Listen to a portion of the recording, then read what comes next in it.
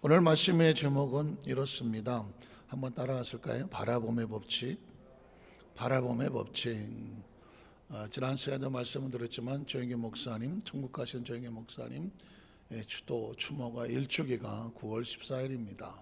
그래서 추모를 앞두고 모든 여의도 순복음교회와 모든 형제교회 그리고 전 세계 있는 선교사람들이 이 추모에 대한 마음을 어떻게 할까? 그래서 지역마다 성회를 하기도 하고요. 또 기도원도 우리가 또 같이 가게 돼서 연합 성회도 하게 되겠고 9월 14일 날은 여의도 순복음교회 수요 예배를 추모 예배로 해서 우리도 위성으로 같이 예배를 드릴 예정입니다. 조 목사님의 이 추모를 앞두고 우리가 다시 한번 순복음 신앙과 신학, 영산 신학의 관점에서 바라보는 성경을 어떻게 또 살펴볼 수 있을까? 오늘 창세기 15장은 영산 신학의 관점에서 본 창세기 15장 연구, 이런 부제를 가지고 말씀을 나눠보겠습니다. 제가 이제 당분간 계속 이 영산 신학이라는 단어를 끊임없이 쓰게 될 건데요. 영산이라는 단어 기억하십니까? 순복음의 모든 성도들이 기억하시고 기억해 줬으면 하는 단어가 바로 영산이죠. Holy Spirit Mountain, Holy Mountain, 거룩한 산, 영적인 산, 이런 어떤 의미를 가지고 있는데 조영기 목사님의 호가 영산이라고 썼기 때문에 우리 순복음의 영산 아트홀, 영산 문화재단, 또 영산에 관한 여러 가지 모든 언어를 쓰는 것, 또 우리 영산신학대학원, 영산신학원, 영산이라고 하는 의미는 조영기 목사님의 그 호를 들어서 쓸 때 영산이란 말을 쓴다. 그래서 우리 순복음의 성도들 또 신학자들이고 신학생들이고 모든 목회자들은 이 영산이라는 단어를 의미 있게 생각을 하죠. 저도 개인적으로 영산에 대한 단어를 아주 소중히 생각을 하는데 인천 순복음교회 우리 최성교 목사님은 이제 성산의 성은 진짜 거기는 거룩한 산, 영적인 산이 거룩한 산이다. 최 목사님은 이제 호를 성산이라고 쓰시죠. 그래서 인천 순복음교회를 가보면 성산 효도재단, 성산 대학원, 효대학원, 대학교 이런 그 성산을 쓰는 이유는 최성현 목사님께서 조 목사님의 영향을 받아서 나도 사역을 하면서 성산이라는 호를 쓰기 때문에 그런 표상으로 나오는 것이죠. 아마 잘 모르겠지만 제가 예수가족교회 신성남 목사님이 대화를 하다가 신 목사님도 호를 하나 만들었다고 그러셔요. 그래서 또 뭘 만드셨나? 그랬더니 목사님, 나는 평산이다. 평산. 난 또 평상인 줄 알고 깜짝 놀랐는데 뭔 밥상인가? 그랬더니 평산, 평화의 산. 그래서 신 목사님 원래 성격이 평안하시고 늘 밝고 환하셔서 그 마음 가운데 그 사역에 평산이라는 호를 쓰신다. 그래서 고래. 나도 하나 쓸까? 그래서 저는 선택의 여지가 없습니다. 어디 가서 최초로 공개를 하지만 혹시 그 김유민 목사님도 호가 있더냐? 그러면 두말할 것도 없이 무슨 산? 눈치가 백단이야? 안산 김유민 목사님. 내가 어디 가겠어 내가. 영산 조목사님 밑에서 성산도 있고 평산도 있는데 나는 선택할 여지도 없고 고민할 여지도 없어. 우린 그냥 안산이야, 안산. 누가 안산 호를 쓰거든 그거는 로열티를 내시라고 하고 그 특허냈다고. 왜냐하면 세상에 제일 편안한 글자 중에 하나가 뭐예요? 안자거든요. 안자입니다. 평안하다는 것입니다. 모든 것이 안정되고 풍성하고 번성하고 또 강성하게 뻗어나가는 뭐가 안정이 돼야 되잖아요. 안정이. 지금 나라도 안정이 안 돼갖고 지금 난리를 치고 있는데 어쨌든 안정이 중요하잖아요. 그래서 혹시라도 누가 묻거든 묻지도 않겠지만 그래도 또 눈치 봐갖고 뭐냐 그러면 그냥 안산이야 우리는. 여러분도 그냥 필요하면 갔다가 안산하고 쓰시면 되죠. 제가 이제 이렇게 좋고 겸 말씀을 드린 것은 뭐냐면 영산 신학이라고 할 때에 영산의 의미가 사실은 조 목사님의 호기든 하지만 영산이라는 것은 순복음의 신앙과 신학을 통틀어서 하는 거거든요. 조 목사님의 생애가 순복음 신앙과 신학을 만드셨기 때문이죠. 그래서 영산 신학 그러면 순복음 신앙과 신학을 통째로 아울러서 영산 신학이다 이렇게 표현하면 좋을 것 같아요. 그러면 순복음 신앙은 뭐냐고 또 물었잖아요. 순복음의 뜻이 뭐냐? 제가 여러분 지난번에 말씀드렸지만 순전한 것, 온전한 것, 그 중에서도 오순절 성령복음, 오순절 성령복음이 우리 오순절주의자라고 말할 때 성령에 대한 운동하는, 우리 교단은 그래서 성령의 역사를 강조하고 성령의 은사와 열매와 또 성령에 대한 그 모든 것에 대한 그 충만과 세례, 침례라고도 말하는데 그것을 끊임없이 강조하고 성령 운동을 하는 교단이 바로 순복음 교단이고 순복음 신앙이고, 그러다가 보면 또 이제 영어로 말할 때 이제 여의도 풀 가스펠 안산 처치 할 때 순복음을 영어로 말하면 풀 가스펠이라고 하거든요. 풀 가스펠, 가득 차서 넘친다.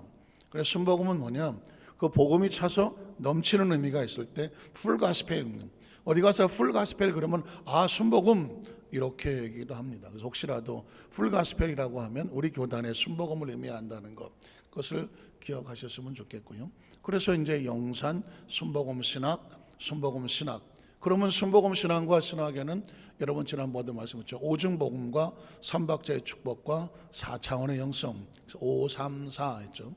그래서 여러분 오중복음은 하나님의 축복의 5가지 열매, 그리고 삼중축복은 3가지 구원의 역사, 그리고 4차원의 영성은 여기서도 굉장히 중요한 이야기가 나옵니다. 조 목사님이 은퇴하시기 전에 마지막에 드러내셨던 단어가 4차원의 영성을 드러내셨는데, 왜냐하면 신앙은 존재적으로 4차원이거든요. 그런데 4차원이라는 단어를 쓰기가 어려웠던 게 뭐냐면 이 대한민국의 모든 사람들의 의식 속에 4차원이라고 말하면 좀 엉뚱하고 현실 세계에 맞지 아니하고 뭔가 좀 자기 멋대로 오고 뭔가가 좀 약간은 좀 비정상적인 단어를 쓸 때 아 이렇게 4차원이야지 아이고 라고 말할 때 비아냥거리거나 평가절하할 때 쓰던 단어가 4차원이라는 개념이었거든요. 이게 굉장히 중요합니다. 어떤 개념이 머릿속에 먼저 들어와 있느냐에 따라서 그 다음에 진실된 단어가 들어오려고 할 때에 이게 이미지 훼손을 하거든요. 그래서 사실은 조 목사님이 1960년대에 이미 4차원에 대한 언어를 쓰셨습니다. 4차원의 신앙에 대해서, 영성에 대해서 쓰셨는데 그 당시만 하더라도 종교가, 기독교가 무슨 유교나 무슨 이런 것처럼 가르치고 문서하고 연구하고 이런 쪽에 신앙적으로 부흥사경회 이런 식으로 흘러갔기 때문에 4차원이라는 개념을 하니까 전혀 한국 사회에서 이해하지를 못했어요. 저건 뭐야? 그래서 뭐 이단이다, 저건 기독교의 정상적으로 받아들일 수 있는 교단이 아니다. 그래서 장로교와 10년 동안 이단 시비가 벌어졌죠. 그래서 조 목사님께서 이 4차원의 이 영성에 대한 것은 아직은 대한민국에서 받아들일 준비가 안 되어 있다. 그래서 세계로 나갔죠. 세계로. 전 세계로 나가서 복음을 증거가 놀랍게도 세계는 열려 있었어요. 조 목사님이 4차원의 영성의 메시지를 가지고 가는 곳곳마다 정말 이 성령의 역사가 놀랍게 나타나고 그 사람들의 마음속에 영적인 은혜가 들어가고 사모하고, 그러니까 치유는 4차원의 역사거든요. 신유는 4차원의 역사고 기적도 4차원의 역사거든요. 성령도 4차원의 역사거든요. 4차원이라는 개념과 인식이 없으면, 개념 인식이 없으면 신앙은, 성령의 역사는 더더욱 체험할 수가 없습니다. 기독교는 성경을 펼쳐놓고 무슨 연구하는, 옛날 그 공자왈 맹자하는 것처럼 우리나라 유교 서원이 많았잖아요. 그래서 각 지역마다 한울천 따지 뭐 가물련 뭐 노래왕 뭐 누룽지 막방 뭐 어쩜 이래가면서 하여튼간에 가르쳤어요. 가르치는 건 나쁜 게 아닙니다. 그러나 가르치는 건 좋지만 거의 도덕과 윤리거든요. 그러니까 사람의 행위나 관계나 뭐 윤리나 도덕이나 이런 데에 대해서 관심이 있게 만들 수밖에 없죠. 그런데 기독교의 성경은 여기에 무슨 행위나 도덕이나 윤리나 인간관계나 그런 관계도 물론 있지만 중요한 것은 하나님과의 먼저 관계가 중요한 거죠. 하나님을 알아야 되고 하나님의 나라를 알아야 되고 그로 인하여 우리가 누구인가를 알아야 되고, 우리가 누구인가를 알면 하나님과의 관계를 알아야 되고, 우리는 이 땅에 존재하지만 하나님의 나라에 속하게 됐던 우리에 대한 정체성에 대한 신분을 정확하게 알게 되는 것이죠. 그렇게 알아야 그 다음에 하나님의 성령께서 역사하시고 운행하시는 이 4차원의 세계에 대한 인식이 있어야 되는데, 대한민국에서 4차원의 인식을 갖기는 아주 어려웠어요. 오죽하면 제가 1999년도 선교사를 떠나서 2004년도에 한국에 들어올 텐데, 그 전에 2003년도에 캐나다 캘리포니아 몬트리올 곳에서 조 목사님이 오셔서 낮에는 한인 목회자들이나 성도를 위한 집회를 하고 저녁에는 미국 성도를 대상으로 집회를 하셨을 때, 그때 처음 그런 얘기를 했거든요. 이제부터 내가 이 4차원이라고 하는 세계에 대해서 선포를 하겠다. 그게 은퇴를 앞두시고 했었거든요. 그러니 조 목사님도 얼마나 조심스럽게 이 4차원이라는 용어를 쓰시면서 그리고 때를 기다리셨는지를 알 수가 있죠. 그래서 그 이후에 나왔던 것이 4차원의 영성, 4차원의 영성, 4차원의 영성이라는 단어가 그때 나왔던 거거든요. 그 전까지만 해도 오중복음과 삼중축복을 강조하셨지. 그러나 이 오중복음과 삼중축복도 결국은 4차원의 영성에서 나오는 거죠. 4차원의 영성. 그래서 4차원의 영성이란 뭐냐? 3차원의 세계와 4차원의 세계가 다르잖아요. 3차원의 세계는 보이는 세계, 4차원의 세계는 보이지 않는 세계, 3차원의 세계는 들리는 세계, 4차원의 세계는 들리지 않는 세계, 3차원의 세계는 만져지는 세계, 4차원의 세계는 만져지지 않는 세계, 3차원의 세계는 시간과 공간의 제한을 받는 세계, 4차원의 세계는 시간과 공간의 제한을 받지 않는 세계. 이해가 가십니까? 3차원의 세계는 육적인 세계, 4차원의 세계는 영적인 세계. 그리고 이 3차원의 세계는 인간의 어떤 법칙에, 자연 법칙에서 움직여지는 세계. 그러나 4차원 세계는 자연의 법칙을 넘어서 초자연이라고 말하죠. 초자연을 넘어서 하나님의 법칙에 따라서 움직여지는 세계. 그러니까 신앙이라고 하는 것은 이 3차원과 4차원의 세계를 인식을 하고 그리고 우리는 그럼 3차원에 존재하지만 4차원과 연결되어지는, 육신은 3차원적인 존재지만 우리 영은 예수를 믿고 거듭남으로 4차원의 세계를 경험하고 느끼고 통할 수 있는 영적인 존재. 그래서 우리는 예수를 믿고 하나님의 자녀가 되면 하나님의 자녀가 되는 권세라고 말하죠. 하나님의 자녀는 육신의 자녀가 아니거든요. 그건 영적 자녀를 말하는 것이거든요. 그러니까 이쪽은 우리 예수를 믿고 나고 크리스찬이 되면 육신의 차원과 영의 차원을 알게 되고 육신의 세계와 영의 세계를 알아야 되고, 그래서 성경을 펼쳐지게 되면 분명히 이스라엘 역사에 대한 이야기, 문학도 있고 시도 있고 여러 가지 기록이 있지만 세상 이야기처럼 보이지만 그 속에 운행하시는 것은 하나님의 성령이 운행하시는 거예요. 하나님의 능력이 운행하시고 하나님의 역사가 나타나는, 그 성경을 뭐라고 하나님의 책이라고 말하지 않습니까? 그래서 우리 크리스천들에게 4차원의 인식을 이해한다는 건 아주 중요한 것이죠. 그래야 4차원의 영성이 나오는데, 4차원의 영성이란 뭐냐? 영산신학의 오중보험과 삼박자 축복과 그리고 4차원의 영성은 여러분 수도 없이 들었겠지만 그럼에도 불구하고 우리는 이 4차원의 영성에 대해서 계속 영향을 받거든요. 4차원의 영성이란 뭐냐? 3차원의 세계가 4차원의 세계와 서로 연결되어지는 딱 4가지 통로가 있어요. 저도 아무리 뒤집고 찾아봐도 4가지 이상이 없더라고요. 이 4가지가 뭐냐면 이 3차원에서 4차원과 연결되고 만나지고 통하며 영향을 미칠 수 있는, 그게 바로 4가지 통로예요. 그래서 여러분 순서는 상관이 없어요. 어떤 사람이 저한테 조 목사님에 대한 연구를 하고 책을 쓰고 하려고 하는데, 자기가 암만 찾아봐도 4차원의 영성이 꿈이 먼저인지 생각이 먼저인지 믿음이 먼저인지 언어 고백이 먼저인지 여기는 이걸 쓰고 저기 썼는데, 오죽 답답하면 저한테 전화 왔더라고요. 고맙긴 하더라고요. 제가 뭐라고 전화가 와서 어떤 게 맞습니까 목사님? 그래서 전혀 순서는 상관이 없습니다. 이 4차원의 세계, 꿈, 언어, 믿음, 고백에 대해서, 생각에 대해서 여러분도 혹시 그런 생각을 가졌다면 어떤 게 먼저야? 순서는 상관이 없어요. 어떤 거든 그 4가지는 3차원과 4차원에 서로 연결할 수 있는 통로다. 그래서 조금 아까 말씀드렸지만 4차원의 영성은 그냥 생각나로 먼저 얘기하는 거예요. 꿈입니다. 꿈을 먼저 했다고 해서 꿈이 먼저가 아니에요. 그냥 꿈은 인간의 차원에서 이따가도 나오겠지만 하나님과 만나는 세계가 꿈이거든요. 꿈속에서는 어디든지 갈 수가 있죠. 그 다음에 뭐예요? 생각이거든요. 생각. 또 자기 마음속에 품고 있는 어떤 자화상은 생각은 지금 뭐 좋고 같지만 지금 여기 앉아 계시면서 말씀을 듣고 있지만 머릿속에 내 생각은 뭐 어디를 뭐 캘리포니아를 갈 수 있고 저 브라질 뭐 아르헨티나 이가수 폭포에 가서 내가 이러고 앉아 있을 수 생각은 아주 자유 시간 공간 제한을 받지 않거든요. 그 다음에 뭘까요? 꿈과 생각과 그 다음에 믿음이라고 하는 것입니다. 믿음이라고 하는 건 자기 확신은 현실의 어떤 법칙을 초월하는 자연 법칙을 넘습니다. 야, 너 그렇게 하면 안 돼. 그건 안 되는 거야. 그렇게 법칙에 말했다고 할지라도 아니야, 나는 된다고 믿는다고 하실 때 그 믿음이라고 하는 것은 자연 법칙을 뛰어넘는 것이거든요. 그리고 입술의 고백이라는 거죠. The confession이라고 말하는 입술의 고백은 뭐예요? 인간의 말로 뭘 못해. 그죠?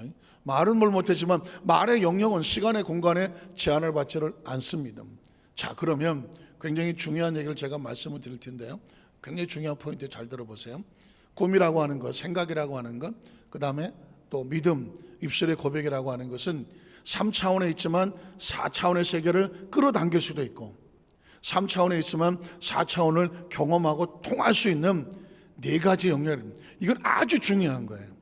인간의 세계를 끌고 가는 아주 중요한 포인트 중에 이 4가지는 요즘 유행하는 정치권의 싸가지가 아니라 4가지는 이 4가지는 제가 이렇게 족하는 것은 여러분이 크리스찬으로서 순복음 성도로서 영산신학, 순복음 신앙과 신학을 아는 성도로서 그냥 기독교 교회나 뭐 그러고 다녔는데 뭐 있겠어? 있어요. 이 4가지가 사람의 운명을 바꿉니다. 이 4가지를 통해서 하나님이 역사하시고 운행하는 하나님의 세계를 경험할 수가 있습니다. 꿈을 통해서 하나님의 세계가, 믿음을 통해서 하나님의 세계가, 생각을 통해서 하나님의 세계가, 그 입술의 고백을 통하여서 하나님의 세계가, 오죽하면 사람이 마음으로 믿어 의에 이르지만 입술로 시인해야 구원을 받는다고 하잖아요. 구원의 역사도요, 그 입술의 고백이라는 것이 이렇게 입술의 고백에는 창조의 능력이 있을 정도거든요. 그 기억하셨잖아요. 말이 뭐가 된다? 시가 된다는 거죠. 사람 말은 함부로 하는 것이 아니다. 말은 해놓으면 그게 언젠가는 자라서 열매가 된다. 그래서 뭐 좋고 같지만 가수나 영화배우나 뭐 이런 사람들은 모델로 되더라. 지가 노래한 대로 되더라. 그런 얘기는 심심치 않게 나오는 것입니다. 뭐 그래서 나오는 뭐 예가 뭐예요? 차중락인가 하는 목소리 좋은 가수도 무슨 노래 불렀어요? 해마다 가을만 되면 나오는 낙엽 따라가 버린 사람은 찬바람이 그 찬바람 불 때 낙엽 따라가서 젊은 나이에 갔잖아요. 아무도 잘 찾지 않는 고요한 산 중에서 아주 고요하게 가셨다니까. 고요하게. 누구야 그 쨍하고 했던 날 누구예요? 몰라도 해 그냥 뭐 한때 처절하게 절망하고 좌절하고 막 뭐 무너졌던 사람들 송대가니면 쨍하고 했던 날 뭐 이런 노래가 다 있어. 그게 외국 팝송에 센터필드인가 비슷한 거의 뭐 그냥 비슷했거든요. 그래서 뭐 표절 아니냐 막 그럴 정 표절이든 뭐든 하여튼 간에 쨍하고 했던 날. 그 양반 뭐 지금 뭐 트로트의 대부를 뭐 퇴진하고 돌아다니지 않습니까? 뭐 장로님도 되셨나 뭐 그런. 어쨌든 언어가 그렇고 꿈이 그렇고 생각이 그런데 자 문제는 뭐냐면요. 과연 이 4가지가 아무나 다 그렇게 하면 되느냐? 굉장히 중요하거든요. 제가 선교사 들어와서 순복음 신학원에 강의를 했는데 강의를 하다가 바람의 법칙에 대해서 말씀을 나누다가 어떤 학생이 손을 딱 들으면서 교수님 질문이 있습니다. 무슨 질문입니까? 그러면 그냥 무조건 내가 바라보면 다 내 거 됩니까?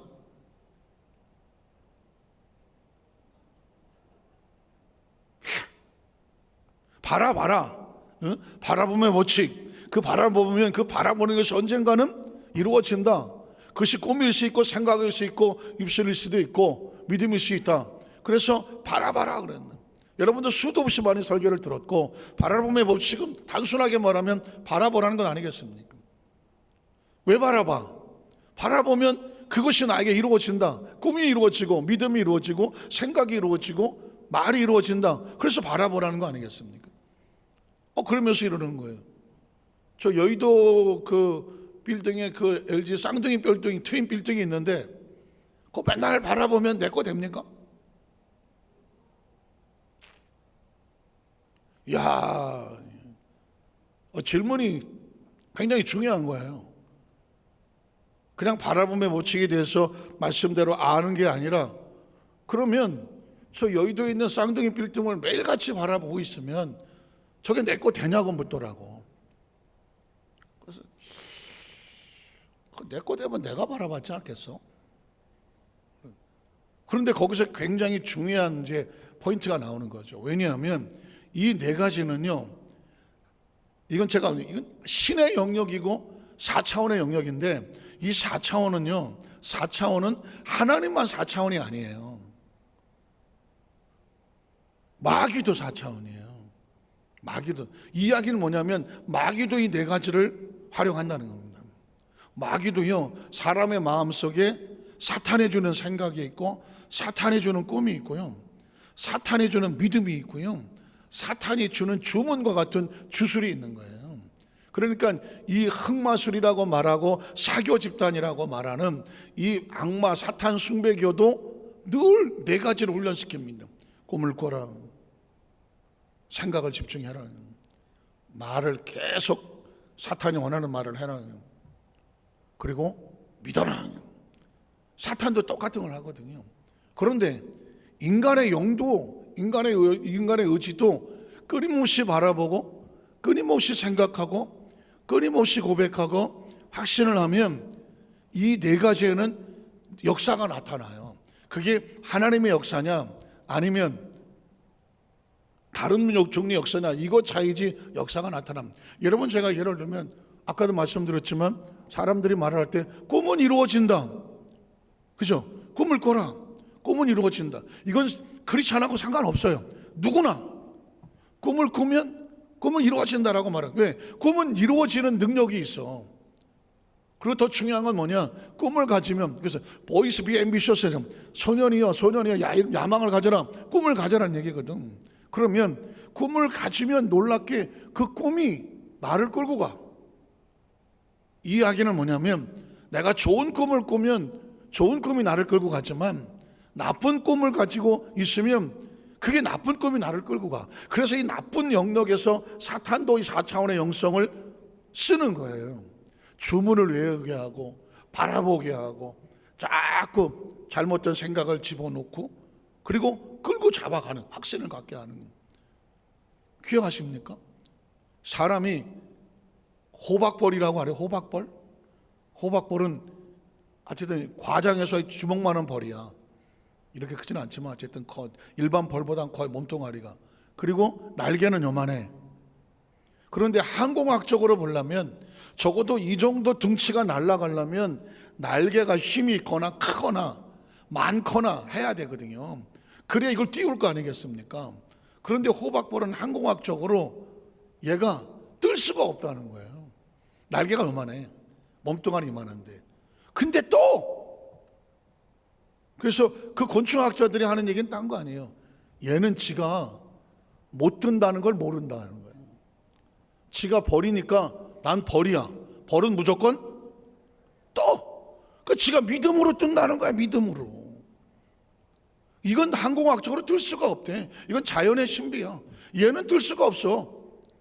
근데 이게 또 굳이 과학적으로 연구를 했더니 날개가 다른 벌들보다 이게 더 많이 그냥 하는 거야. 혹시 그럴 수는 있지만 어쨌든 간에 항공학적으로 볼 때 얘는 도저히 못 뚫겠는데 이걸 남보다 많이 해서 어쨌든 간에 떠서 돌아다녀. 이것도 미스테리한 거거든요. 보십시오. 꿈은 이루어진다 그랬죠. 사람이 자꾸 생각하는 것도 그렇죠. 여러분, 큰바의 얼굴이라고 나단 로돈이라는 유명한 미국 단편 소설도 보면 큰바의 얼굴을 똑같이 생긴 사람이 나타날 거라고 다들 생각했는데 나중에 보니까 누가 큰바의 얼굴이었어요? 매일 거기를 바라보고 그 마을에 헌신하며 섬겼던 그 주인공이 어느 날 보니까 나이 먹어서 보니까 그 사람이 닮아 있어. 바라보는 사람이 닮아. 혹시 그런 얘기 들어봤습니까? 부부는 닮는다? 우리 부부는 닮았다. 부부는요, 맨날 지지고 먹고 살아도 세월이 지나서 둘이 앉아 있으면 남들이 보면 남매인가? 세월이 지나면 닮는다는 거. 왜? 지지고 먹고 해도 세월이 지나서 보면 늘 봤잖아, 늘. 근데 희한하게 사람은 바라보면 닮아요. 닮아가기도 하고 비슷해지기도 하고 하는 거예요. 그 남편 못생겼다고 절대로 구박하면 안 돼. 당신도 못생겼죠? 아이고 우리 남편 이쁘다, 우리 남편 이쁘다고 해요. 이쁘죠. 제가 이렇게 얘기 드리는 것은 순복음 신앙에서 본 4차원의 영성은 구분이 돼야 된다는 거죠. 4차원의 영성은 구분이 돼야 된다. 어떻게 구분이 돼야 되느냐? 철저하게 하나님의 말씀과 약속 안에서요. 하나님 말씀과 약속 안에서 바라봐야 돼요. 하나님 말씀과 약속 안에서 꿈을 꿔야 돼요. 하나님 말씀과 약속 안에서 생각을 가슴에 다듬어야 돼. 하나님의 말씀과 약속 안에서 입술에 고백을 심어야 돼. 그래야 이게 안전하다는 거예요. 만에 하나 그냥 내 생각대로 바라보고 내 생각대로 꿈을 꾸고 내 생각대로 믿고 내 생각대로 늘 그렇게 말을 하고 하면 이게요, 결국 어느 날 보면 내 삶 속에 와서 마치 비 온 다음에 여기저기서 잡초들이 나는 것처럼 삶에 막 이것저것 막 잡동사니로 다가오는데 그게 나한테 좋은 영향으로 다가오지 아니하고 나쁜 영향으로도 다가올 수 있어요. 그러니까 이 4차원의 영역이 4차원의 영성이란 아주 중요한 건, 그래서 제가 그전에 조 목사님이 4차원의 영성을 말씀하실 때 보니까 이건 열매였어. 목사님이 우리 성도들에게 빨리 열매를 맺게 하기 위해서 열매를 말씀하셨구나. 그래서 제가 제자단 입장에서 보니까 4차원의 이 열매를 하기 전에 4차원의 영성의 뿌리는 뭔가, 뿌리가 뭔가 했더니 4차원의 신앙이라는 거예요. 그래서 크리스찬은 성경을 살펴볼 때 매 순간 3차원과 4차원을 구분하고 4차원의 세계는 하나님의 영역, 그리고 이 3차원의 세계는 우리의 영역인데, 인간은 크리스찬은, 넌 크리스찬은 모르겠고 크리스찬은 이 3차원에서 4차원과 연결할 수 있는 통로가 벌어지는 영성을 가지게 되는 거지. 그 영성을 잘 관리하고 세우는 것이 뭐냐? 순복음 신앙이고 순복음 신학이고 영산 신학인 거예요. 이게 정확하게 있어야 그 다음에 성경을 볼 때에 성경 속에 있는 세계가 이제 펼쳐지게 되는 거죠. 펼쳐지게. 제가 지금 이 눈을 열어드리려고 서론이 굉장히 길었지만 이건 서론이 아니에요. 이건 서론이면서 매일매일 본론이면서 그리고 결론이에요. 이게 잘못되면 교회는 열심히 다녔지만 교회만 다닌 거예요. 성경은 열심히 읽었지만 성경만 읽은 거예요. 신앙생활은 열심히 했지만 생활만 하신 거예요. 하나님의 세계를 우리의 삶 속에 정말 체험하고 열매 맺고 응답의 역사가 나타나려면 4차원의 신앙에 근거한 4차원의 영성, 그냥 영성이 아니라 하나님 말씀과 약속에 근거한 것을 분별해서 그걸 가지고 말씀을 붙잡고 바라보고 말씀을 붙잡고 생각을 하고 말씀을 붙잡고 기도하고 말씀을 붙잡고 확신할 때 그 말씀대로 이루어져야 그걸 하나님의 축복이라고 말하는 거예요. 믿으십니까? 자, 그래서 제가 이 창세기 15장을 보면 4차원의 영성 가운데 이 바라봄의 법칙이 아주 중요한 텍스트예요. 창세기 15장을 제가 선택한 것은 뭐냐? 바라봄의 법칙인데 그냥 바라봄의 법칙이 아니라 하나님의 말씀과 약속에 근거한 바라봄의 법칙이에요. 그러면 이제 성경은 읽어 내려가면 되겠죠. 우리 첫 번째로 환상 가운데 약속하시는 하나님의 바라봄의 법칙. 창세기 15장에 바라봄의 법칙이 두 종류가 나와요. 하나는 뭐냐면 하나님은 환상 가운데 나타나서 바라보게 하시더라. 그러니까 하나님의 차원에서는 우리에게 어떻게 만나주시냐? 환상과 꿈으로 만나주시는 거죠. 자, 아브라함은 하나님을 환상과 꿈으로 만났으니 4차원의 영성 가운데 하나님과 우리가 통하는 그 네 가지 중에 하나가 뭐예요? 꿈이잖아요. 꿈이라고 하는 것은 환상과 같은 거죠. 비전과 같은 거죠. 창세기 15장 1절 한번 가볼게요. 자, 이제 뭐 사실은 이거 하나만 가지고도 몇 시간도 가요. 몇 시간도. 몇 시간도. 그런데 뭐 제 시간이 제한되어 있고 하기 때문에 제가 빨리빨리 가보겠습니다. 이후에 야훼의 말씀은 제가 늘 얘기했지만 우리 교회 성도들이나 또 우리 영산 신학원에 있는 모든 학생들이나 순복음에 있는 모든 목회자들은 이제 저도 뭐 이 정도 되니까 뭐 선배보다는 후배들이 더 많은 상태라서 언젠가는 후배들에게 뭐 목회를 하시는 분이나 신학생들이나 어쩐 제가 이제 겪고 배우고 체험하고 또 깨닫게 해준 말씀의 세계를 펼쳐주고 싶은 그런 마음이 있는데, 하나님의 말씀이라고 등장을 하면 말씀은 그냥 글자가 아닙니다. 음성이 아니거든요. 말씀은 하나님의 비전이죠, 꿈이죠, 계획이죠, 마음이죠, 원하심이죠, 명령이죠, 규례죠, 율례죠. 더 중요한 건 뭐냐? 하나님의 말씀이 육신이 되어 우리 가운데 오시는 것처럼 아브라함과 말씀하셨다는 얘기는 말씀으로 하나 됐다는 얘기죠. 하나님은 말씀으로 찾아오셨어요. 그래서 말씀이 그 다음에 어디 중에? 환상 중에. 하나님 말씀이 우리 가운데 들어오려면 인간은 눈으로 보는 게 아니라 귀로 들은 게 아니라 하나님과 인간은 어디서 만난다? 4차원과 3차원은 꿈에서 만나거든요. 비전에서 만나고요. 환상이라고 말하는 겁니다. 그래서 환상이 왜 환상이 나올까? 그냥 성경이니까 읽는 게 아니라 성경은 과학적이거든요. 저는 철저하게 과학적이라고 믿습니다. 영적 과학적이라고 믿습니다. 그래서 여러분에게, 우리 성도들에게 그걸 정확하게 알려주고 싶어요. 성경은 그냥 읽는 것이 아니다. 단어 하나하나에 어마어마한 그 밑에 마치 빙하처럼, 말씀 밑에 빙하 한 덩어리, 환상 밑에 빙하 한 덩어리들이 그냥 계속 숨어져 있는 거죠. 이걸 끄집어서 여러분들에게 정말 다 알려주고 싶은 거죠. 환상 중에 아브라함에게 임하여 이르시되, 4차원과 3차원이 만났죠. 아브라함아 두려워하지 말라. 나는 너의 방패요 너의 지극히 큰 상급이다. 4차원의 하나님이 3차원의 자기 자녀를 만나면 뭘 하고 싶어 하는 것입니다. 4차원이 3차원을 통제하고 지배하며 하나님께서는 자기 백성을 안고 품어 방패가 되어주시고 상급이 되어주시기를 원하신다. 믿으십니까? 그 다음 절에 보면 2절로 3절에 보면 아브라함이 이르되 주 야훼의 무엇을 내게 주시려나이까. 아브라함은 하나님을 만난 이후에 그의 머릿속에 4차원적인 신앙이 베이스가 됐기 때문에 3차원에 주어지는 것은 다 어디서 오는 거다? 4차원에서 오는 거지. 그러니까 아브라함은 그런 고백을 하죠. 하나님의 차원이 내게 들어왔을 때 하나님 나에게 무엇을 주실까 기대하는 것이죠. 그래서 여러분, 믿음이란 뭐냐? 하나님께 나아간 자는 반드시 그가 살아계신 것과 존재죠. 자기를 찾는 자들에게 만나서 3차원에서 4차원을 믿고 찾아 나온 자에게 뭘 줘요? 상급을 주시는. 상급은 뭐냐? 제가 그랬잖아요. 영어 단어 리워드다. 리워드, 보상이거든. 성적을 받아서 성적을 받은 자에게 그 많은 상을 주는 것처럼 리워드, 보상이나 마찬가지. 하나님을 찾았느냐? 하나님을 인식하고 찾아서 나왔느냐? 그러면 하나님은 자기를 찾는 자에게 리워드를 주게 돼 있어. 무엇을 내게 주시겠습니까? 그에 걸받는 상급을 주신다. 믿으십니까? 자, 나는 자식이 없어. 나의 상속자는 네 담에서 엘리셈. 3차원에서는 자식이 보이지 않아. 계획승자가 보이지 않아요. 상속자가 보이지 않아.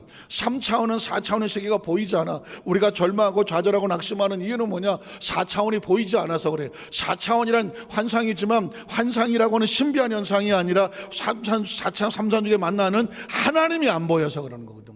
신앙의 절망은 어디서 오느냐? 하나님이 안 보이기 때문에. 그럼 신앙의 희망은 어디서 오느냐? 하나님이 보이기 시작하는 거죠. 자, 나는 자식이 없어, 안 보여. 상속자도 이 다메 사람 엘리에서, 그러니 3차원은 내 방법으로 살겠다는. 또 아브라함이 이르되 주께서 내게 시를, 역시 마찬가지. 하나님이 4차원에서 와야 되는데 오지 않았기 때문에 나는 그냥 3차원의 방법으로 해결하려고 합니다. 이게 인간의 생각이에요. 자, 그랬더니 그 다음 절에 뭐라고 말하냐면, 야훼의 말씀, 또 하나님 말씀이죠. 이제 우리 이 말씀을 듣는 사람들은 하나님의 말씀은 글이 아니다. 하나님의 말씀은 음성이 아니다. 말씀은 하나님의 나라가 우리 가운데 임재하는 거지. 만나시고 찾아와서 역사하는 것이죠. 하나님의 꿈이고 계획이고 생각이고 하나님의 원하심이고 명령이고, 그리고 하나님의 나라가 통째로 오는 것이, 모든 것이 이 안에 있는 것이죠. 하나님 말씀은 모든 것이 있는 것입니다. 그에게 임하여 이르시되, 뭐라고 말하면, 그 사람이 내 상속자가 아니라, 네가 보이지 않는다고 해서 인간적인 방법인 것이 아니라, 그럼 뭐냐? 네 몸에서 날짜 보입니까? 안 보입니까? 3차원에서는 보이지 않죠. 그러나 하나님은 보고 계시는 거죠.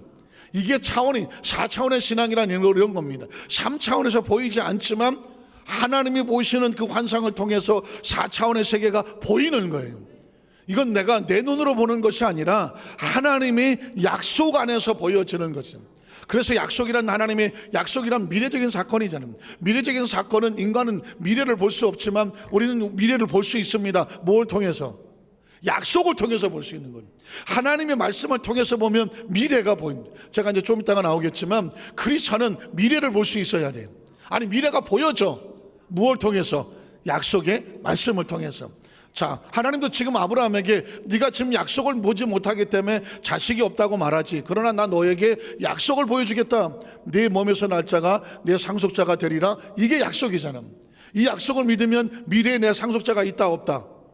있죠. 왜? 누가 있다 그랬으니까. 하나님이 있다 그랬으니까. 그럼 그걸 약속을 믿는 걸 뭐라 그래? 신앙이라고 말하는 거죠. 그 다음 절에 보면 그를 이끌고 밖으로 나가서 이르되 하늘을 우러러 무별을 셀 수 있나? 뭐 해라? 바라보라. 하늘에 별이 몇 개 있어요. 저 아프리카에 가서 하늘을 봐봐. 그냥 밤 하늘은 그냥 꽉꽉이야. 그리고 뭐 그 몇 달 전인가 허블 망원경보다 더 엄청난 그 정말 그 도수를 가지고 있는 망원경을 만들어서 봤더니 우주에는 그냥 다 별이야. 다 별. 다 별이야. 근데 하나님께서 그것을 바라보게 하신 이유가 뭘까요? 바라보게 하는, 눈에 시각적으로 바라보니까 내 자손이 저렇게 많구나. 바라보면 내 마음에 그림이 그려지게 되잖아요. 그 전에 조 목사님이 이 바라봄의 법칙을 설명하실 때에 옛날 낡은 그 카세테이프에서 카랑카랑하게 하셨더니 하나님께서 아브라함을 갖다가 그 밖으로 나가서 바라보라고 하니까 그 별들이 아브라함을 보고 이렇게 말했대. 아버지 아브라함이요. 아버지 아브라함. 그 별을 바라본 순간 저 별들이 다 자녀가 돼갖고 나한테 아버지 아브라함이요. 아버지 아브라함이요. 그 단어 소리가 막 들려지더라는 것이죠. 하나님께서 보게 하시는 건 다른 게 아닙니다. 하나님의 약속의 말씀을 시각적으로 마치 별이 많은 것처럼 너희 마음속에 생각으로 품어라는 거죠. 이게 신앙의 고백인 거고 이게 4차원의 영성이죠. 바라보는 건 다른 게 아닙니다. 내 마음속에 생각을 담기 위해서 바라보는 것이고 그리고 아직 이루어지지 않았지만 이루어진 것처럼 믿는 것이고 그걸 믿음이라고 말하고 그래서 이 장은 나중에 18장에 나오겠지만 이름을 바꿔버리잖아요.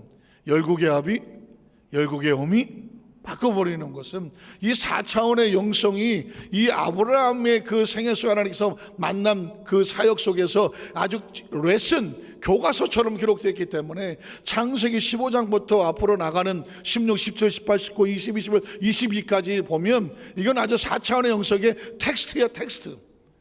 이 교본이라니까. 자, 그래서 그 다음 절에 보면 또 그 얘기를 했을 때 내 자손이 이와 같으리라. 믿으십니까? 하나님이 약속하셨잖아요.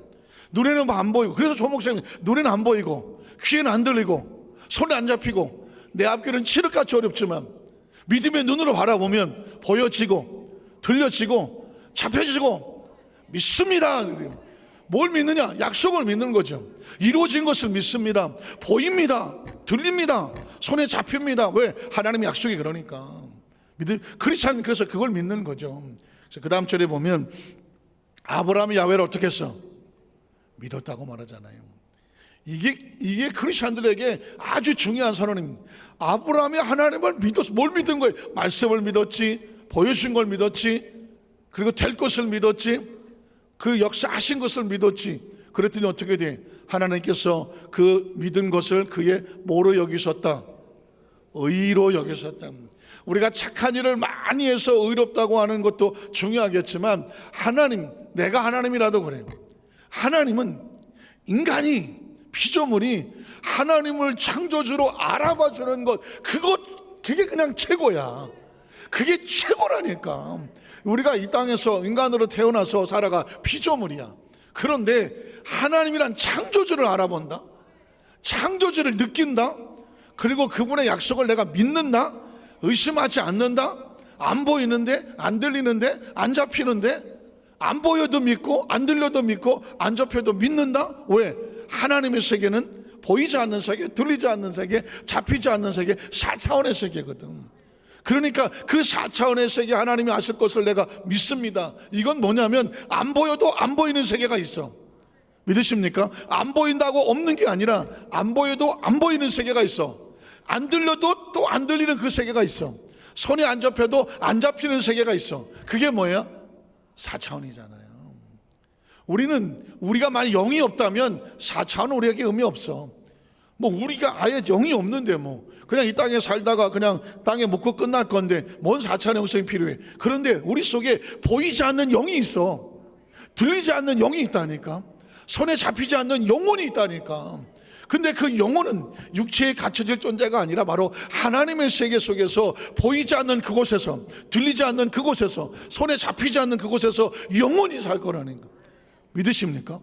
그걸 하나님께서 이 성경 속에서 그 세계에 눈을 뜨게 하시려고, 그 눈을 뜨게 하시려고 말씀에 기록하고 말씀에 선포하고 예수님이 이 땅에 오셔 보여지고 십자가에 올라가고 예언의 말씀이 이루어지고 그분이 죽었다가 살아나는 부활을 보여주고, 이래도 못 믿냐? 부활의 세계, 죽음이 끝이라고 말하는 이 3차원의 세계에 죽음을 밟고 일어서는 부활의 세계가 있다는 거. 부활의 세계뿐만 아니라 내가 아버지께로 가서 처소를 예비하는 아버지의 세계가 있고, 다시 오면 너희가 어디가 사느냐, 거기로 내가 데려가리라. 그 세계를 믿는 걸 신앙이라고 말합니다. 의로 여기시고, 그 다음 절에 보면 또 그래서 나는 이 땅을 내게 소유를 삼게 하려고 너를 갈대아에 내 우리에서 이끌어낸 야훼. 네가 갈대아에서 처음 나올 때 아무것도 안 보이고 아무것도 안 들리고 아무것도 잡히지 않았어. 그런데 내가 너를 끌고 여기까지 와서 지금 여기 와 있잖아. 지금 너하고 대화를 하고 있잖아. 이유가 뭐냐? 너를 그래서 작정해서 끌고 여기까지 온 게 누구야? 하나님이라는 거거든요. 저와 여러분 어머니 뱃속에서 나와서 지금까지 여기까지 오는 동안에 몇 일이 얼마나 많았겠어. 뒤돌아보면 하나님 이렇게만, 그거 내가 너를 안고 왔어, 끌고 왔어, 너 이렇게 만들어 주려고 끌고 왔어. 이게 하나님이야. 그럼 제가 또 5분 안에 빨리 끝날 게 뭐냐? 두 번째는 하나님께서 바라보시는 미래를 같이 바라보는 거예요. 바라보는 법칙은요, 저 여의도 가서 뭐 빌딩 쳐다보고 저 빌딩 내 거대라고 하는 걸 바라보는 것이 아니라 하나님이 약속하여 보여주는 미래, 그 미래를 내가 하나님의 약속의 말씀 가지고 같이 바라보는 것, 같이 바라보는 것, 그걸 바라봄의 법칙이야. 우리 순복음신학, 영산신학 안에서의 바라봄의 법칙이야. 왜냐하면 오늘 하나님께서 아브라함에게 말씀하시되 하나님은 아브라함에게 계속 미래에 될 일을 가르쳐주고 보여주고 있어요. 창세기 15장 8절로 9절 계속 읽어가겠습니다. 그가 이르되 주 야훼여 내가 이 땅을 소유로 받을 것을 무엇을, 인간은 그래 안 보이는데 뭐 계약서가 있어, 뭐 도장이 있어, 뭐가 있어, 내가 어떻게 알겠습니까? 그랬더니 그 다음 절에 보니까 야훼께서 이르시되 나를 위하여 3년 된 암소와 3년 된 암염소와 3년 된 수양과 산 비둘기와 집 비둘기 새끼를 가져와라. 제물과 예물을 가져와라. 이건 예배가 있는 거예요. 예배는 약속이거든. 하나님은 지금 아브라함과 약속하며 계약을 맺으려고 해요. 그 다음 절에 보면 아브라함이 그 모든 것을 가져다가 그 중간을 쪼갠 것을 마저 대하여 놓고 그 새는 쪼개지 아니하였으며 솔개가 사체 위에 내릴 때 아브라함이 쏟았더라. 왜 재물을 쪼갰을까? 번제, 화목제 이런 것들은 잡아서 각을 뜨고 피우고 했는데 약속은, 그 시대의 약속은 그 재물을 쪼개. 여러분 들어보셨죠? 생명을 반으로 쪼개. 그리고 계약 맺은 사람이 그 쪼갠 두 사이로 지나가. 둘 중에 한 사람에도 약속을 어기면 이 새가 쪼개지고 짐승이 쪼개는 것처럼 두 사람의 몸도 쪼개진다. 다시 말해서 목숨을 거는 계약이야. 이거는 절대로 실행해야지, 안 실행하면 안 돼. 하나님은 지금 아브라함과 함께 약속을 하겠다. 쪼개겠다. 내가 만약에 내가 약속을 해놓고 어기거든 나를 쪼개라니야. 하나님으로서 엄청난 거죠. 내가 만약에 너하고 약속을 했는데 그게 안 이루어지거든 하나님을 쪼개라는 거예요. 그렇게 약속하시는 거죠. 약속하는 거. 그래서 그 아브라함 쫓았더라. 그 다음 절에 보면 해질 때 아브라함의 깊은 잠이 임하고 큰 흑암과 들매게 임하였더니 자 야훼께서 아브라함에게 이르시되 너는 반드시 알아라 하면서 하나님은 아브라함에게 미래를 선포하고 있습니다. 하나님은 우리에게 오셔서 뭐 얘기할 거예요? 너 과거에 너의 미래를 예색하는 겁니다. 미래. 자 너는 반드시 알아라. 네 자손이 이방에서 객이 되어 그들을 섬기겠고 그들은 400년 동안 네 자손을 괴롭히리니 그들이 섬기는 나라를 내가 징벌할지며 그 후에 네 자손이 큰 재물을 끌고 나올 것이다. 어떻게 보면 어둡고 힘든 얘기 같지만 여러분 60명 70명이 내려가서 400년 만에 300만을 만들어서 올라왔어. 그것도 이스라엘 백성이 스스로 나온 게 아니라 하나님께서 그들을 징벌하여 그들이 나오게 할 때 빈손으로 나옵니까? 뭘 들고 나옵니까? 큰 재물을 가지고 나올 것이고, 믿으십니까? 그 이스라엘 백성의 미래를 얘기하는 것이고, 아브라함의 미래, 너는 장수할 거다. 평안히 조상에게로 돌아가 장사될 것이다. 눈치채셨습니까? 한 민족의 미래도, 한 개인의 미래도 누구 안에 있다. 확실합니까? 확실합니까? 지금 당장 뭐 힘들고 어려운 것 같아도 한 영혼과 한 나라의 미래는 하나님께서 이미 다 보고 계시는 거예요. 너는 이렇게 해서 이렇게 될 거야. 그리고 너의 자녀는, 너는 장수하다 평안하게 갈 거야. 그러니까 어떻게, 내가 할 것은 내가 어떻게 하면 장수하나, 내가 어떻게 하면 평안하나, 이걸 생각할 것이 아니라 하나님의 약속에 대한 신뢰를 가지고 그분을 바라보는 걸 같이 바라보면 되네. 신앙은 단순해. 하나님이 바라보는 것을 믿고 같이 바라보는 거예요. 네 자손은 4대 만에 이 땅으로 돌아올 것이니 이는 아모리 족속의 죄악이 아직 가득하지 아니함이라 하시더니, 계속 해가 져서 어두울 때 연기나는 화로가 보이며 타는 횃불이 쪼갠 고기 사이로, 하나님이 불이 되어 고기 사이로 지나가더라 계약을 이루시겠다고 약속하신 거예요. 그 다음 절에 그날에 야훼께서 아브라함과 더불어 언약을 세웠잖아요. 하나님은 말씀하셨고 언약을 세워 이르시되, 내가 이 땅을 애굽 왕에서부터 그 큰 강 유브라데까지 내 자손에게 주노니, 준다 그러면 주는 거야. 그 다음 절에 보면 곧 겐 족속과 그리 족속과 감몬 족속과 헷 족속과 브리 족속과 르바 족속과 아모리 족속과 가나안 족속과 기르가 족속과 여부 족속 땅, 가나안 7 족속의 땅 때가 되면 너한테 줄게. 이게 하나님께서 언약하여 말씀하신 겁니다. 말씀을 정리하기를 원합니다. 사실상 한 절 한 절만 가지고 뭐 강의를 하고 말씀을 하나도, 제가 아까 말씀드렸잖아요. 말씀 하나에 이만한 빙하가 있고 약속 하나에 이만한 빙하가 있어. 그런데 제가 뭐 시간에 제한이 있으니까 그냥 짤락 와서 15장 하나를 그냥 통째로 제가 여러분에게 선포하게 한 이유는 뭐냐, 머릿속에 그림이 그려져야 되거든. 아, 무엇을 믿는가, 하나님 우리 가운데 오셔서 무엇을 약속하시는가, 그 약속을 이루게 하나님께서 어떻게까지 하셨는가, 그리고 하나님께서 하시겠다고 세월이 지난 다음에 후손들이 와서 성경을 읽었더니 약속대로 됐나요 안 됐나요? 됐잖아요. 이스라엘 백성은 400년 만에 올라와서, 그리고 어쩌고 저쩌고 하는 아픔도 있었지만 결국은 가나안 땅에 갖다 놓았습니다. 오늘 말씀을 마치기를 원합니다. 사랑하는 우리 이 말씀을 듣고, 저는 이 시간에 여기가 전 세계가 앉았으면 좋겠어요. 전 세계 크리스찬들이요, 전 세계 하나님의 종들이요. 적어도 이제는 여도수모 안산교회가요, 어디 저 높은 꼭대기에 있었으면 좋겠어.